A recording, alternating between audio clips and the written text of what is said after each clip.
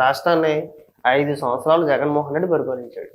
ఎప్పుడు మాట్లాడినా వైసీపీ నాయకులు కావచ్చు, మాజీ మంత్రులు కావచ్చు, ఎమ్మెల్యేలు కావచ్చు, లేదంటే జగన్మోహన్ రెడ్డి కావచ్చు, ఈ మధ్యకాలంలో ఎప్పుడు మాట్లాడినా మేము రాష్ట్రాన్ని ఎక్కడికో తీసుకెళ్ళిపోయాము, మేము చేసిన అభివృద్ధి దేశంలో ఏ రాష్ట్రంలోనూ కూడా జరగలేదు, ఏ ముఖ్యమంత్రి కూడా చేయలేదు, ప్రతి ఒక్క కుటుంబాన్ని ఆర్థికంగా బలపరిచేసాను, లక్షల లక్షల రూపాయలు సంక్షేమ పథకాల పేరుతో నేను అందించేసాను, వాళ్ళ జీవితాన్ని నేను బాగు చేసేసాను.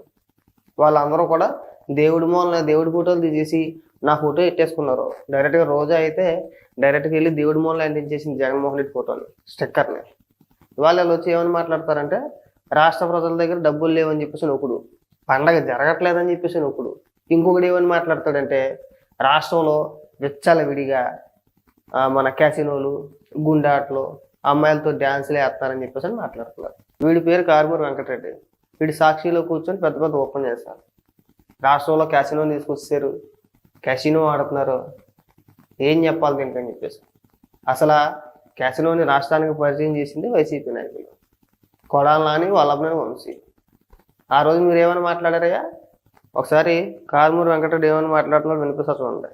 రాష్ట్ర ప్రజల దగ్గర డబ్బులు లేవు, అడుక్కు తింటున్నారు, జగన్మోహన్ రెడ్డి ఉండుంటే కనుక ఏదో ఒక పథకం పెడితే ఎంతో కొంత ముష్టి హెద్దుడు, డబ్బులు లేవని చెప్పేది వీళ్ళే. పైగా క్యాసినో, బెట్టింగ్లు, అమ్మాయిలు, డ్యాన్సులు అని చెప్పేసి ఎదవ సొల్లు ఉపన్యాసాలు. క్యాసినోని తీసుకొచ్చింది ఎవటరా? కొడాలి నాని కాదు, వల్లభనేని వంశీ కాదు, నీ అమ్మ మొగుడా. ఆ రోజు ఏమని మాట్లాడారు సాక్షిలో కూర్చొని? ఆ రోజున పెద్ద పెద్ద డిబేట్లు జరిగితే ఇది ఎక్కడ సాంప్రదాయం అయ్యా? అసలు దేశంలో ఎక్కడా జరగనది ఆంధ్రప్రదేశ్లో జరుగుతుంది. ఆ క్యాసినో ఏంటి, ఆ అమ్మాయిలతో డ్యాన్సులు ఏంటి అని అడిగితే వీళ్ళే సాక్షిలో కూర్చొని ఏమని మాట్లాడారు తెలుసా?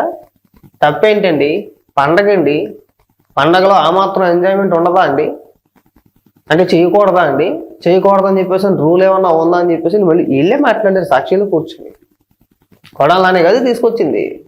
మరి ఆ రోజు ఎందుకు మాట్లాడలేదు? ఈరోజు ఎక్కడ జరుగుతుంది క్యాసినో, ఎక్కడ నిర్వహించారు, ఎక్కడరా చూపించగలుగుతావా? ఇది మన నోటి మాట అంటే సరిపోద్దా? చూపించొద్దా?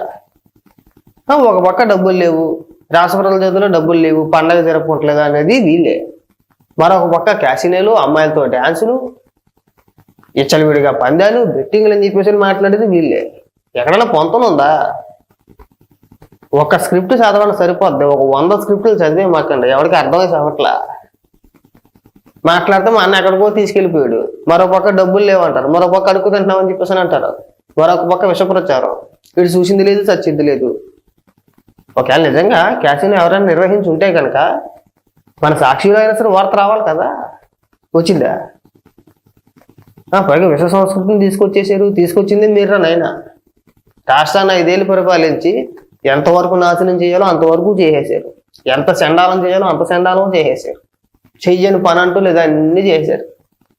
అన్ని డైరెక్ట్గా ఎమ్మెల్యేలు నాయకులే కాదు ప్రభుత్వం చేసేసింది. అంటే జగన్మోహన్ రెడ్డి చేయించేసాడు దగ్గరుండి. పైగా ఇక్కడికి వచ్చి ఎదవ కవరింగ్లు. ఇప్పుడు ఏమంటాడంటే వీడు కొడాలని ఒక పోరంబోక ఎదవా, ఒక లుచ్చ ఎదవ అంటాడు, అంతే కదా. నా దృష్టిలో అయితే నువ్వు అలాగే అంటున్నావు. మరి కొడాలని తిట్టినట్టే ఉంది. ఎందుకంటే రాష్ట్రానికి ఆ విశ్వ సంస్కృతిని తీసుకొచ్చిన ఎదవ ఆడే. క్యాసినోలు నిర్వహించి అమ్మాయిలతో డ్యాన్సులు వేయించి సామాన్య కార్యకర్తలు కానీ, మీ పార్టీకి చెందిన కార్యకర్తలు కావచ్చు, లేదంటే సామాన్య ప్రజలు కావచ్చు, వాళ్ళు ఒళ్ళు గుల్లదేసేసారు వీళ్ళంతా కలిసి క్యాసినోల పేరుతోటి. పైగా ఇక్కడికి వచ్చి ఏదో ఉపన్యాసాలు, ప్రతిదానికి కూడా ఏది వెనకొడుకో సామెత ఉంది, చెప్తే చాలా చండాలంగా ఉంటుంది, కానీ ప్రతిదానికి తగుదనమ్మా అని చెప్పేసి వచ్చేసి మీరు ఆ కానుకిస్తానన్నారు, ఈ కానుకిస్తాన్నారు, ప్రతి పండక్కే కానుకిస్తాన్నారు, మీ తాతలు సంపాదించిన ఆస్తులు ప్రభుత్వం దగ్గర తీసి ఇచ్చేస్తారు.